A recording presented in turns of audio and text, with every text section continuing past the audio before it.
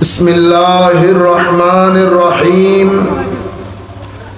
क़ाल अल्लाहु सुब्हानहु व तआला फ़िल क़ुरआनिल करीम वलक़द सद्दक़ अलैहिम इब्लीसु ज़न्नहु फत्तबऊहु इल्ला फ़रीक़म मिनल मुअमिनीन। व अयदन क़ाल अल्लाहु सुब्हानहु व तआला व औहा रब्बुका इलन नहली अन इत्तखिज़ी मिनल जिबालि बुयूता व मिनश शजरि व मिम्मा यारिशून।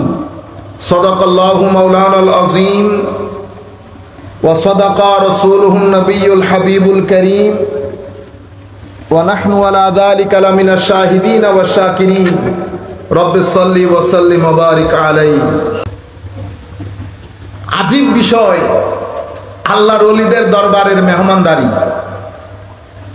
আমি আপনাদেরকে আগে আমার অবস্থান পরিষ্কার করে দেই। আমাদের দাওয়াতের কোনো দরকার হয় না, দাওয়াতের কোনো দরকার হয় না। কাউকে উপরে তোলা, কাউকে নিচে নামানো। আল্লাহ আমাদেরকে বাঁচিয়েছেন, দোয়া করব আল্লাহর দরবারে আল্লাহ যেন মৃত্যুর আগ পর্যন্ত বাঁচিয়ে রাখেন। 2 3 নাম্বার, আমরা কোনো বলয়ের সাথে থাকি না, স্রোতের বিপরীতে হাঁটতে পছন্দ করি এবং যা কিছু করি আমার নবী সাক্ষী, আমার নবী সাক্ষী, এবং যার পাশে বসে আমরা কথা বলছি উনিও সাক্ষী, উনিও সাক্ষী। কখনো কাউকে খুশি করার জন্য, কাউকে উপরে তোলার জন্য আল্লাহ এই পর্যন্ত কোনো কথা বলার নাই। আপনারাও দোয়া করবেন আল্লাহ যেন কিয়ামতের আগ পর্যন্ত মুখ দিয়ে এই ধরনের কথা বের না করেন। আমরা চট্টগ্রাম থেকে যখন আসতেছিলাম আমার খুব ইচ্ছা করতেছিল ডাবের পানির সাথে ওই যে ডাবের ইয়া থাকে না, মানে লেওয়া, ওইটা সহ একটু খাওয়ার জন্য।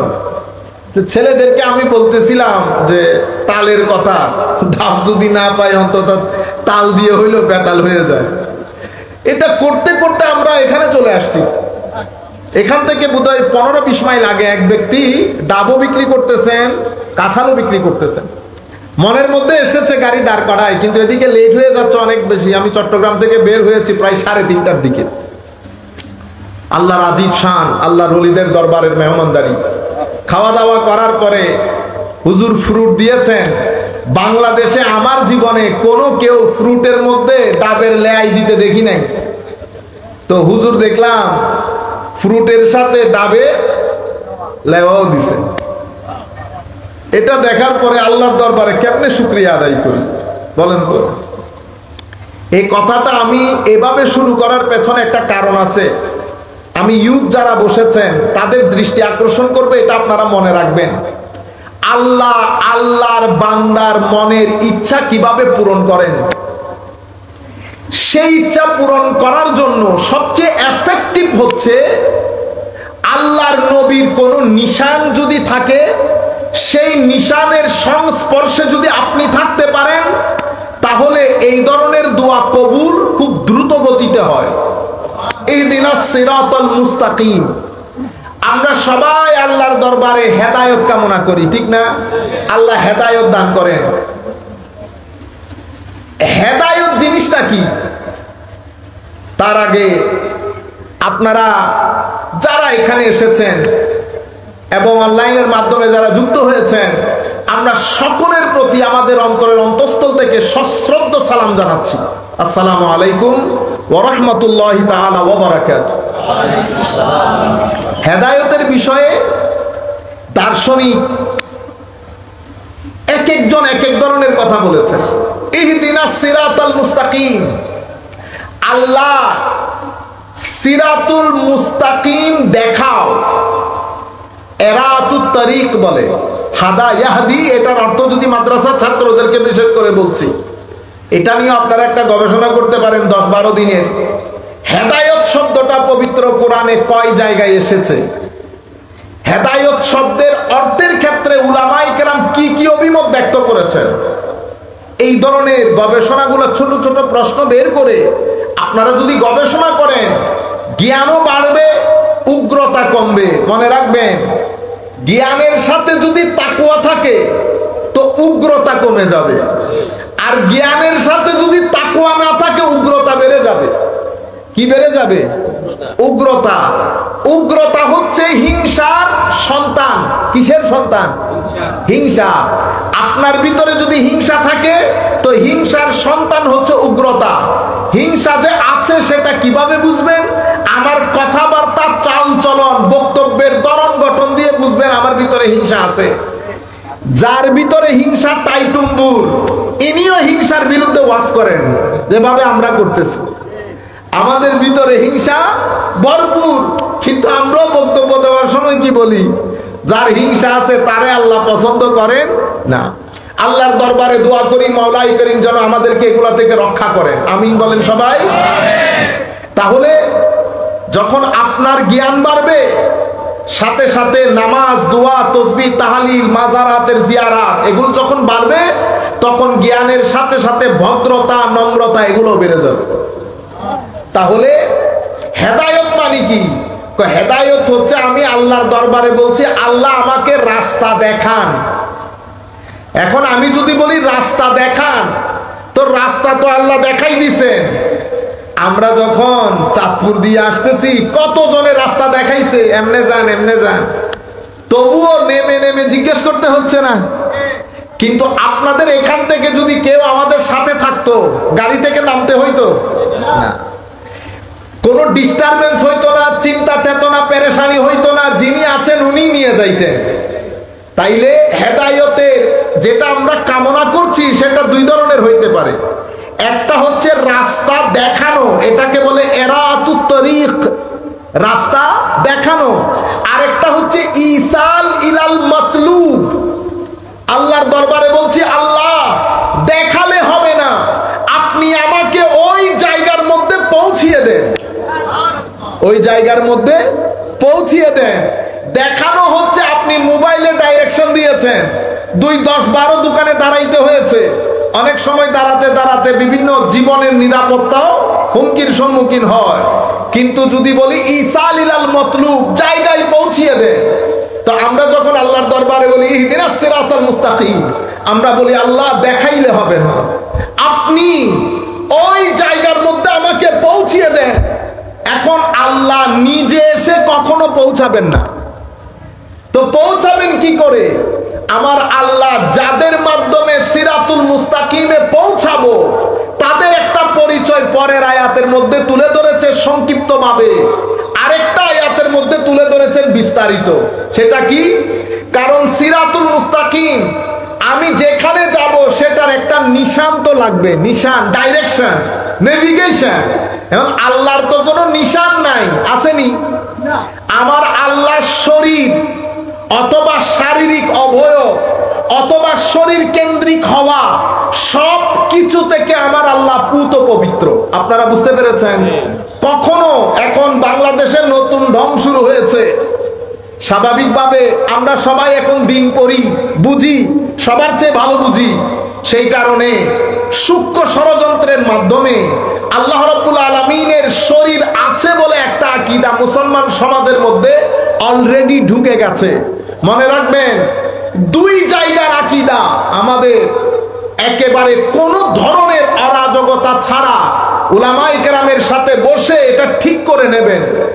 একটা হচ্ছে তাওহীদ, একটা কি? তাওহীদ। তাওহীদ হচ্ছে তালা, তাওহীদ হচ্ছে এটা গায়বুল গায়ব, কোনো কিছু দিয়ে আপনি ধারণ করতে পারছেন না, না চোখে দেখছেন, না কানে শুনছেন, না হাতে ধরতে পারতেছেন। সব কিছুর ঊর্ধ্বে, না জায়গাতে আছে, না সময়ে আছে, না আপনার চিন্তা চেতনার মধ্যে আসতে পারবে। সব কিছুর ঊর্ধ্বে। কিরকম ঊর্ধ্বে? তো লাইসা কামিসলিহি শাই, আল্লাহর কোনো মিসিল নাই। ধরন, গঠন, আকৃতি, প্রকৃতি, দৈর্ঘ্য, প্রস্থ, সময়, কাল, স্থান সব কিছু থেকে আমার আল্লাহ পুত পবিত্র। লাইসা কামিসলিহি শাই। এখন তাওহীদের তালা আপনি যদি খুলতে যান তো রেসালতের চাবি লাগে। কিসের চাবি? রেসালতের চাবি। রেসালতের চাবি বাদে তাওহীদের তালা খুলে সেই কারণে বলা হচ্ছে কুল হুয়াল্লাহু আহাদ। হাবিব আপনি খুলে দেন তৌহিদের চাবি। কাকে খুলতে বলতেছেন? আমার নবী সাল্লাল্লাহু আলাইহি ওয়াসাল্লামকে। আপনারা আমার কথা বুঝতে পারতেছেন? কিছুক্ষণ ধৈর্য ধারণ করতে হবে, এরপর আমি যখন জায়গার মধ্যে চলে আসব তখন আপনাদের বুঝে আসবে, ভালো লাগবে। সম্মানিত উপস্থিতি, তৌহিদের ঈমান এবং রিসালাত এই দুইটা জিনিসে আমাদেরকে সামগ্রিকভাবে পোক্ত হইতে হবে। সিরাতুল মুস্তাকিম যেখানে আমি যেতে চাচ্ছি, এখন আল্লাহর তো কোনো নিশান নাই, আলামত নাই। এখন আলামত বাদে আমি সেখানে যাব কেমনে? আপনি বলছেন হুজুর ব্রিজ আছে, ব্রিজ থেকে সামনে এসে ডানে, তো এখন এখানে ডানে বামে তো বলতে পারতেছেন না, তো এটা কিভাবে বলবেন? নিশান বাদে ডাইরেকশন দেওয়া যায় না, নিশান বাদে কাউকে নেভিগেট করা যায় না। তো এই জায়গার মধ্যে নেভিগেট কোনটা? সিরাতুল মুস্তাকিমের আলামত কোনটা? নিশান কোনটা? সিরাতুল মুস্তাকিমের নিশান চারটা। নবী, নবী আমি এটাকে ব্রডার পার্সপেক্টিভে বলি, ব্রডার পার্সপেক্টিভে আমি এটাকে দুইটা করি। সিরাতুল মুস্তাকিমের প্রধান আলামত নবী। এখন নবী এবং রসুল তো সব সময় থাকবে না, তাহলে এই সময়ে সিরাতুল মুস্তাকিমের আলামত কে? আলামত তো একটা লাগবে, আলামত কে? এই সময়ে সিরাতুল মুস্তাকিমের আলামত হচ্ছে আমার নবীর ওয়ারিসগণ। আমার নবীর, নবী চলে গেছে ঠিক, কিন্তু নবীর ওয়ারিস ছিলেন, নবীর ওয়ারিস আছেন, নবীর ওয়ারিস থাকবেন।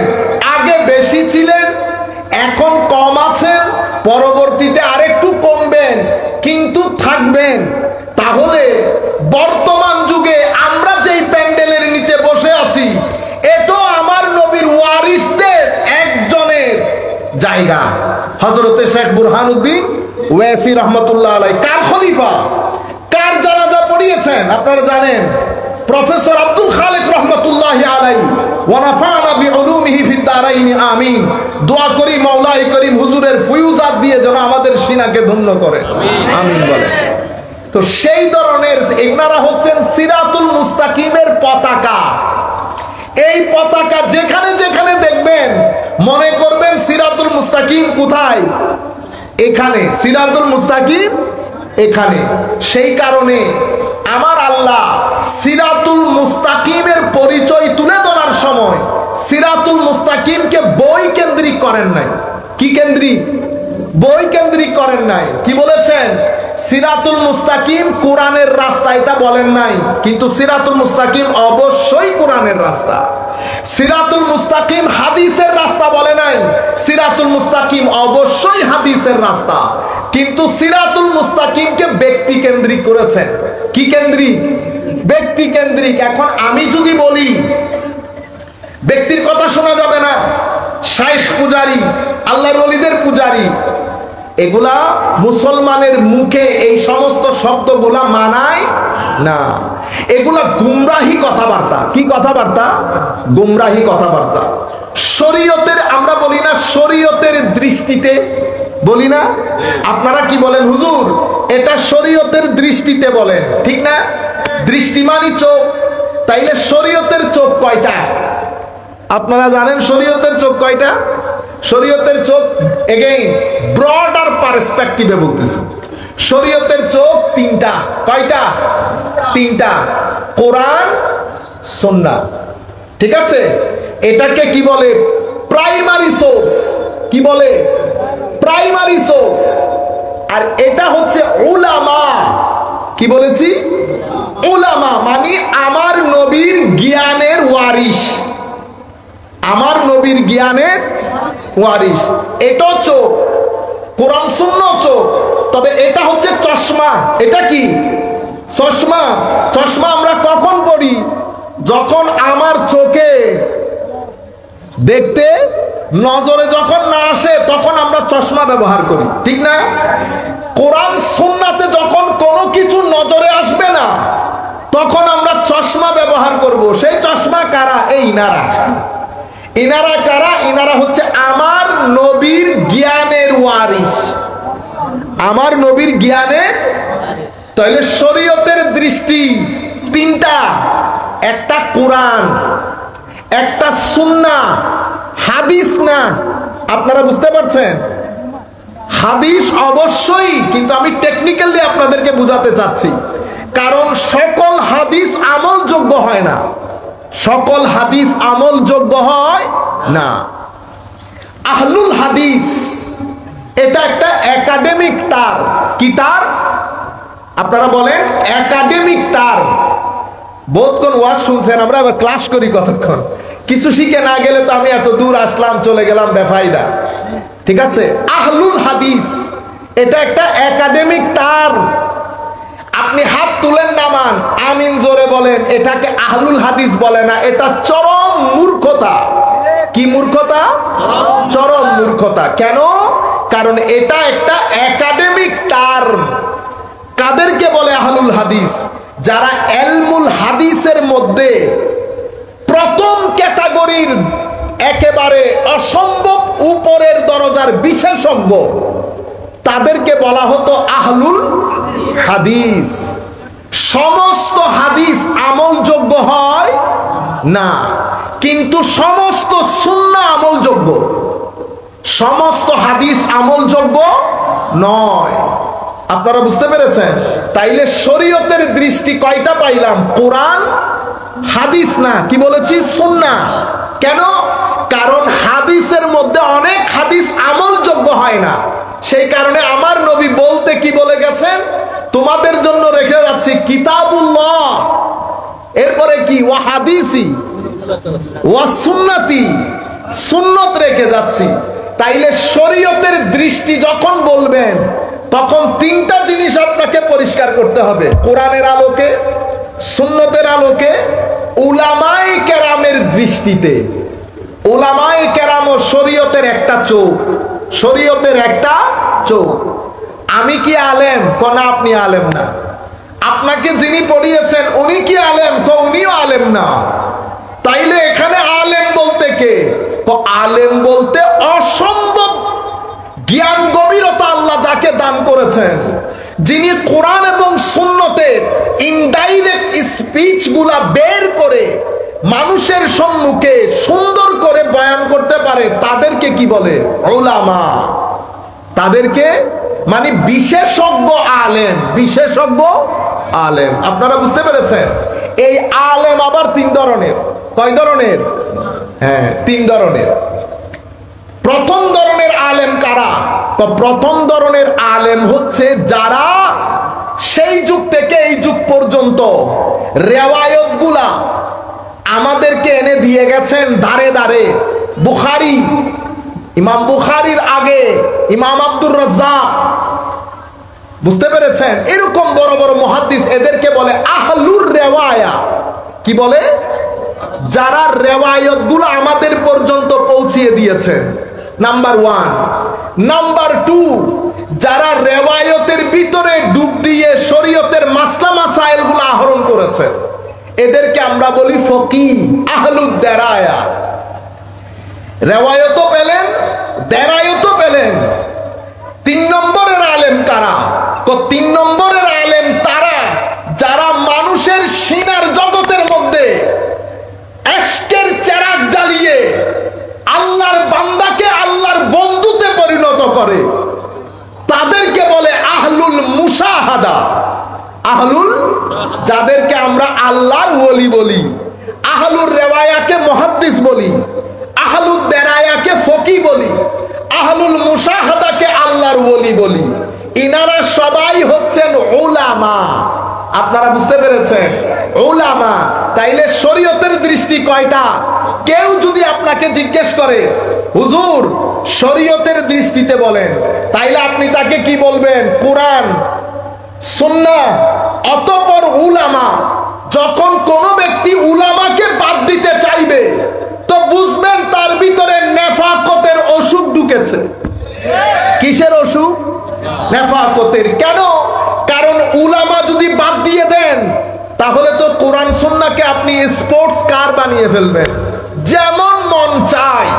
যেমন আমাদের এখানে কিছুদিন আগে ভদ্রলোক আমার কাছে বইও পাঠিয়েছে, আমার নবীকে ইমামুল মুরসালিন বলা যাবে না, এগুলা বলে আমাদের মতো অশিক্ষিত কুশিক্ষিতদের কাজ। ইমামুল আম্বিয়া, ইমামুল মুরসালিন, সর্বশ্রেষ্ঠ নবী বলা যাবে না, হাদিসের কোনো অস্তিত্ব নাই। এই যে কথাগুলো আপনি বলছেন, কিভাবে বলছেন? কারণ আপনি কোরআনকে হাতে নিয়েছেন। 1400 বছর উলামায়ে কেরামকে যখন বাদ দিয়ে দিলেন, যারা দারোয়ান যখন ছিল তখন তো ঢুকতে পারেন নাই, লাঠি নিয়ে দৌড়ানি দিছে, ঠিক না? এখন তো দারোয়ান নাই, ঢুকতেছেন আর বের হচ্ছেন, ঢুকতেছেন আর বের হচ্ছেন। যেখানে মন চাই, যে গাছে মন চাই পাথর নিক্ষেপ করতেছেন, কেউ তো কিছু বলার নাই। মনে রাখবেন, কোরআন সুন্নতের এই বাগানের মালি হিসেবে নিয়োগ দিয়ে গেছেন আমার নবী। কে দিয়ে গেছেন? আমার নবী। দারোয়ান গেটের মধ্যে বসা, কোনো সুযোগ নাই। ওখান থেকে আরবির শ্লোক একটা যদি বলে, আপনি বলেন এটা হাদিস শরীফ, এটা হাদিস শরীফ। কলা রাসূলুল্লাহ সাল্লাল্লাহু আলাইহি ওয়াসাল্লাম টেনে টেনে, আমাদের এখানে এখন অনেক ওয়াজ হয় না, হুজুর এমন ভাবে টেনে টেনে ওয়াজ করে আপনাদের মনে হবে এই হাদিস বুখারী শরীফের মধ্যে এসেছে, ঠিক না? কিন্তু আমার নবীর দারোয়ান দাঁড়িয়ে, মুহাদ্দিসিনে কেরাম দাঁড়িয়ে আপনাকে ধরে ফেলেছে, এদিকে আসেন, হাদিস বলেন। আপনি বললেন হাদিস, এই হাদিসের বর্ণনাকারী বলেন, আর আছেন আপনি নাই। তবু আপনি বানিয়ে সুরিয়ে বর্ণনাকারীর বর্ণনা দিলেন। আহমদ মোহাম্মদ থেকে মোহাম্মদ, জব্বার থেকে জব্বার, শরীফ থেকে শরীফ, বুখারী থেকে বুখারী, যেতে যেতে আবু বকর সিদ্দিক, ঠিক না? এখন উনি বলতেছেন না, তুমি বাইরে যাইতে পারবা না, এখানে দাঁড়াও। তাহলে এই কোরআন এবং সুন্নাহ, এরপরে উলামায়ে কেরাম। তো উলামায়ে কেরামের মধ্যে ভাগ ভাগ আছে, সবাই এক ধরনের আলেম না। আপনারা বুঝতে পেরেছেন? এখানে হাদিস মুহাদ্দিসিনে কেরাম আছেন, তো মুহাদ্দিসিন ধরে দাঁড় করাইছেন, কোন নামগুলা বলেন, কার কাছ থেকে নিছেন? আপনি নাম বললেন, আপনার মন করে শরীফ, শরীফ জব্বার থেকে জব্বার, কাহার থেকে কাহার, অমুক থেকে অমুক, বুখারী থেকে। উনি বলতেছেন দাঁড়ান, কিতাব বের করছে। কার কিতাব? আপনারা অবাক হয়ে যাবেন। আমার নবীর উম্মতের আলেমরা দেশ ছেড়ে বিদেশ বিভুঁইয়ে হয়ে মাইলের পর মাইল পায়ে হেঁটে সফর করে যারাই হাদিস বর্ণনা করেছেন, প্রত্যেক ব্যক্তির জীবনী সংগ্রহ করে তারা কিতাব আকারে রচনা করেছেন। যতগুলা বর্ণনাকারী যারাই হাদিস বর্ণনা করেছেন, প্রত্যেকের নাম, ঠিকানা, কার কাছে পড়েছে, তাদের কাছে কারা পড়েছে, উলামায়ে কেরাম তাদের সম্পর্কে কি বলেছে, চরিত্র কেমন ছিল, সত্যবাদিতা কেমন ছিল, প্রত্যেক জিনিস তারা কিতাব আকারে লিপিবদ্ধ করে গেছে। আপনি আজকে এসে আপনি মনে করতেছেন হাত তুলে নামা নিয়ে আপনি অনেক কিছু করে ফেলেছেন। 1200 বছরে আমাদের পুরা ধর্মের আইনের ক্ষেত্রে, বিবাহের ক্ষেত্রে, ব্যবসার ক্ষেত্রে, পারিবারিক আইন, সামাজিক আইন, রাষ্ট্রীয় আইন, আপনার বৈবাহিক নিয়ম নীতি, আপনার সম্পত্তি বন্টন, সব কিছুর মধ্যে কত ধরনের প্রশ্নের সম্মুখীন আপনি জানেন। সেই প্রশ্নের উত্তরগুলা কারা দিয়েছে? আমি মনে করছি আজকে আমিন জুড়ে বলে, আসতে বলে আমি ধর্মের উপর বড় এহসান করে ফেলেছি। আমার ভাইয়েরা, ঘটনা সেরকম না। আপনি ইন্টারন্যাশনাল লর উপর, আন্তর্জাতিক আইনের উপর মুসলমানদের যে বড় কিতাব, সেটা কয় খণ্ডের জানেন? কম করে হলেও যে কোনো ছাপার আপনি নেন, মিনিমাম 18 থেকে 22 খণ্ডে। কয় খণ্ডে? 18 থেকে 22 খণ্ডে। এত বড় কিতাব কেমনে হয়ে গেল? সেই কিতাবকে যদি আপনি আজকে ব্যাখ্যা করতে যান, মিনিমাম 40 খণ্ডের হবে। কিভাবে? আপনারা ব্যাংকে যান নাই? ব্যাংকে আগে মানুষ কি করতো? আমার বাপ দাদারা কি করেছেন?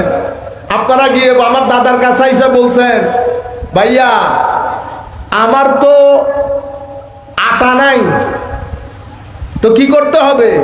আমি আপনাকে 10 কেজি দান দেই, আপনি আমাকে 8 কেজি আটা দেন। ঘটনা সেরকম না? এভাবে এভাবে আমরা চলেছি। আজকে ব্যাংক ফাইন্যান্সের ক্ষেত্রে কত ধরনের ডেভেলপমেন্ট এসেছে, এগুলা কি কল্পনার মধ্যে আসে? এত ডেভেলপমেন্টের মধ্যে কোনটা জায়েজ, কোনটা না জায়েজ, কারণ এগুলা তো আমার নবী, হাদিসে পাকের মধ্যে, কোরআনে পাকের সরাসরি আয়াত নাই। আপনারা বুঝতে পেরেছেন? এই জিনিসগুলা খুঁজে বের করার জন্য আমার আল্লাহ বিশেষ কিছু মাইন্ডসেট তৈরি করেছেন। সেই মাইন্ডসেট গুলা ব্যাখ্যা বিশ্লেষণ করে জাতির সামনে তুলে ধরে, জাতির সামনে তুলে ধরে। জাতি, আমি কি করব? আমার এক ভাই ইংল্যান্ডের মধ্যে আমাকে বলতেছেন, আপনাদের ধর্মের মধ্যে আপনারা গায়েবে বিশ্বাস করেন, আল্লাযীনা ইউমিনুনা বিল গায়েবে। আমি গায়েবে বিশ্বাস করব না, আমি যা দেখি তাতে বিশ্বাস করি, যদি না দেখি তো কোনো বিশ্বাস নাই। আমি তাকে বললাম, আকীদার ক্ষেত্রে আমরা মুসলমান যে না দেখে বিশ্বাস করি ঘটনা সেরকম না। রুয়ে জমিনের মধ্যে যেই বিষয় আপনার কোনো জ্ঞান নাই সেই বিষয়ে আপনাকে অবশ্যই গায়েবের উপর বিশ্বাস করতে হয়। কেমনে? আল্লাহ ডাক্তারের কাছে মাকে নিয়ে গেলেন, আপনার ডাক্তার বলেছে আপনার মায়ের হার্ট ব্লক, হার্ট ব্লক, হার্টের এক্সরে করিতে দিয়েছে, সবকিছু করাই আনলেন। এক্সরে ওই ফিল্মটা যদি আমি আপনার সামনে আজকে থেকে কিয়ামত পর্যন্ত ধরে রাখি, আপনি বুঝবেন হার্টে যে ব্লক হয়েছে, বুঝবেন। কিন্তু ডাক্তার যখন আপনাকে ওই গ্লাস আলা, লাইট আলা, ওইটার মধ্যে ফিল্মটা লাগিয়ে, হ্যাঁ, লাঠি দিয়ে দেখায় না, এটা একটা ব্লক, এটা একটা ব্লক, এটা একটা ব্লক, আপনি কি বলতেছেন? আমান্না ওয়া সাল্লামনা, আমান্না ওয়া সাল্লামনা আল্লাযীনা ইউমিনুনা বিল গায়ব। আপনি বুঝতেছেন এগুলা কিছু? কোনো কিছু বুঝেছেন? তো আপনি গায়েবের উপর বিশ্বাস করেন নাই। কেন বিশ্বাস করেছেন? কারণ যার কাছে গেছেন সমাজ বলতেছে উনি এই বিষয়ের বড় পারদর্শী। আপনার কাছে আমান্না ওয়া সাল্লামনা, বিশ্বাস করেছি, মেনে নিয়েছি বলা ছাড়া কোনো উপায়, কারণ মার জীবন মরণ হুমকির সম্মুখীন। আপনি বুঝতে পেরেছেন? এটা তো ডাক্তার, ইনকাম ট্যাক্সের উকিলের কাছে গেছেন, বুঝতে পেরেছেন? ইনকাম ট্যাক্সের উকিল বলতেছে এই এই বিষয়গুলো দেখানো যাবে না, আপনি বলতেছেন না, না দেখাইলে অসুবিধা আছে, আমি দেখাইতে হবে। উনি আপনারে 7, 5, 14 বুঝাই দিছেন, এটা এটা করলে আপিলে যাবে, আপিলের মধ্যে এটা হবে সেটা হবে। আপনার মাথার ভিতরে ঢুকছে কিছু, মাথার উপর দিয়ে চলে গেছে। আপনি কি বলেছেন? আমান্না ওয়া সাল্লামনা। ঠিক আছে, গাড়িতে উঠেছি, এখানে আসবো, আমি তো চিনি না, ড্রাইভার যে রাস্তা দিয়ে নিয়ে যাচ্ছে কি বলতে হচ্ছে? আমান্না ওয়া সাল্লামনা। তো আপনি বলতেছেন শুধু আকীদার ক্ষেত্রে ঈমান বিল গায়ব।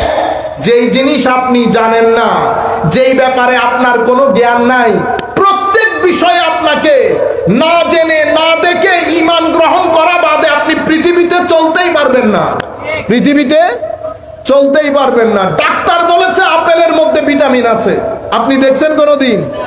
তা আপনি বলতেছেন না দেখলে বিশ্বাস করি না। তাহলে ভিটামিন, আপেলকে কেটে কুটে আমাকে ভিটামিন বের করে দেখাইতে পারবেন না।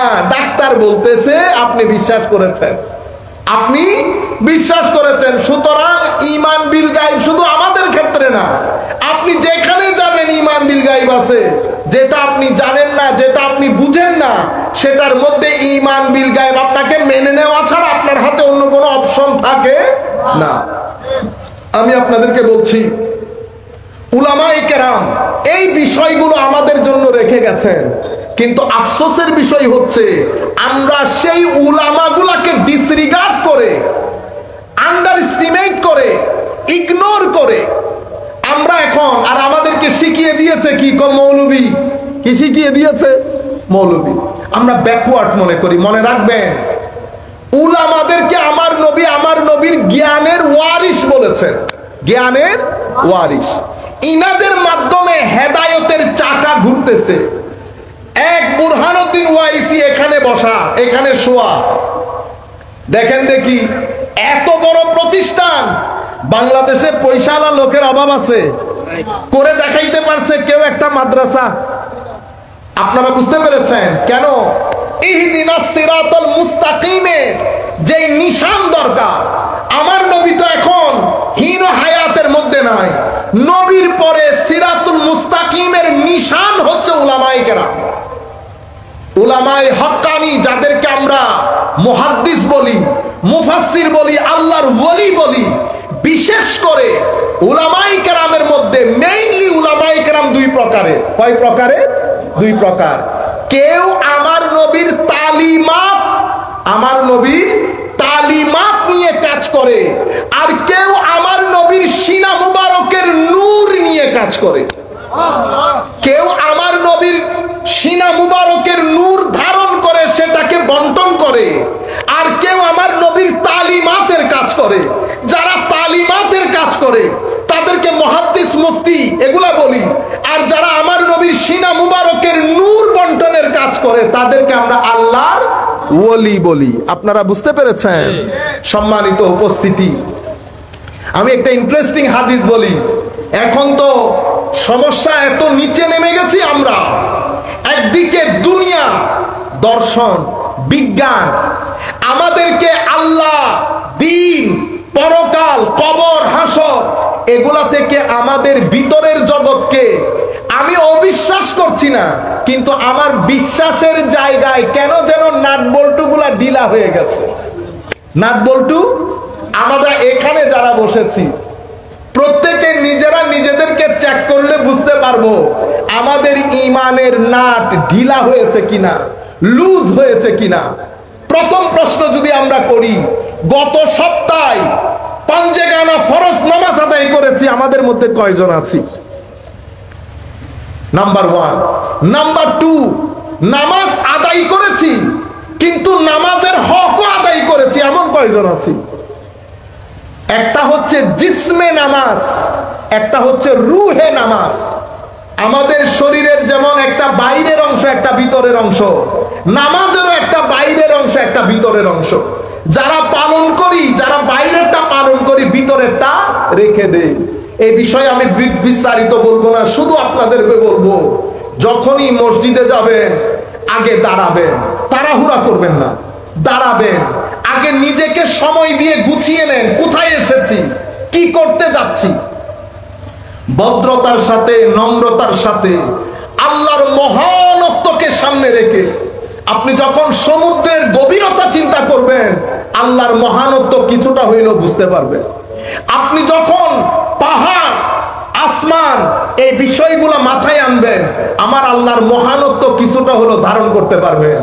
দাঁড়িয়ে আস্তে ধীরে আল্লাহু আকবার ফিলিংস এর সাথে নামাজ আদায় করেন, যেন নামাজের শরীর এবং নামাজের রূহ আপনার ভিতরে কাজ করে। রুহে নামাজ যদি ভিতরে কাজ না করে 30 বছর নামাজ পড়লেও আপনার চরিত্র পরিবর্তন হবে না, জবান পরিবর্তন হবে না, চোখের হেফাজত হবে না, পেটের হেফাজত হবে না, আদব আখলাকের মধ্যে পরিবর্তন আসবে না। আপনার নামাজের রূহ পারফেক্টলি অথবা আদায় হচ্ছে কেমনে বুঝবেন? রুহে সালাত প্রপার যদি হয় অথবা মোটামুটি যদি হয়, এটা আপনার জীবন চরিত্রকে পরিবর্তন করবে, ভদ্র করবে, বেনিয়াজ করবে। সত্যবাদিতা, চোখ, কান এগুলা সব কিছু দেখবেন হেফাজতের মধ্যে চলে এসেছে। আমাদের মধ্যে আমরা যদি বিচার করি, আমরা গত সপ্তাহের মধ্যে কোরআনে পাক কয়বার তিলাওয়াত করেছি? পুরো সপ্তাহের মধ্যে আল্লাহ, কবর, হাসর আমাদের ভিতরে কতটুকুন কাজ করেছে আপনারা নিজেরাই বুঝতে পারবেন। আমাদের ঈমানের বিশ্বাসের জায়গা লুজ হয়েছে কিনা। আমাদের বিশ্বাসের জায়গাটা লুজ হয়ে যাচ্ছে দিনের দিন, কারণ অতিমাত্রায় দুনিয়াদারি, অতিমাত্রায় লোভ, অতিমাত্রায় প্রতিযোগিতা আমাদের ভিতর থেকে কবর, হাসর, আখিরাত উঠিয়ে দিচ্ছে। আর আমাদের মতো কিছু আলেমদের কারণে আমার নবীর শানে রিসালাতের মধ্যে এবং শানে নবুওয়াতের মধ্যে বেয়াদবি হচ্ছে।